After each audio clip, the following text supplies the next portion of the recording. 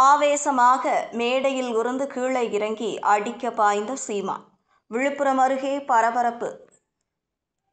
வணக்கம் செய்திப்புணல் நேயர்களே.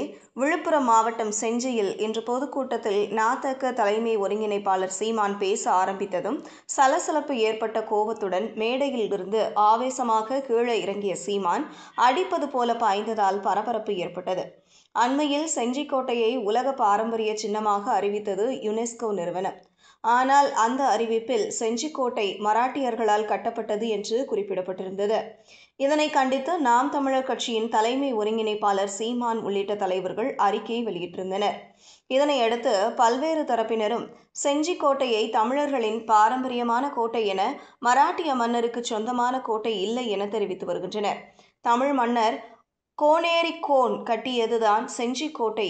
வரலாற்று திரிபை தடுத்து நிறுத்தி தமிழ் மன்னர் கோட்டையாக அறிவிக்க வேண்டும் என வலியுறுத்தி விழுப்புரம் மாவட்டம் செஞ்சியில் இன்று நாதக சார்பில் பொதுக்கூட்டம் நடைபெற்றது.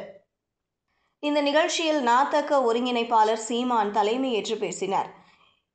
அங்கு செய்தி சேகரிக்க சென்ற செய்தியாளர்களை அங்கிருந்த பாதுகாவலர்கள் தடுத்து நிறுத்தினர். இதனையடுத்து செய்தியாளர்கள் அவருடன் செய்தி சேகரிக்க அனுமதிக்குமாறு கோரிக்கை வைத்தனர். இதனை பாதுகாவலர்கள் மறுத்துள்ளனர். இதனால் அங்கு சலசலப்பு ஏற்பட்டது. மேடைக்கு கீழே சலசலப்பு ஏற்பட்ட நிலையில் ஆவேசமாக மேடையில் இருந்து கீழே இறங்கி வந்த சீமான் அவர்களை தாக்குவது போல் வேகமாக பாய்ந்து கொண்டு வந்தார். அவரை கட்சியினர் தடுத்து நிறுத்தினர். இந்த சம்பவத்தால் அங்கு பெரும் பரபரப்பு ஏற்பட்டது. இதுபோன்ற செய்திகளை தெரிந்து கொள்ள செய்திப்புணலுடன் இணைந்திடுங்கள்.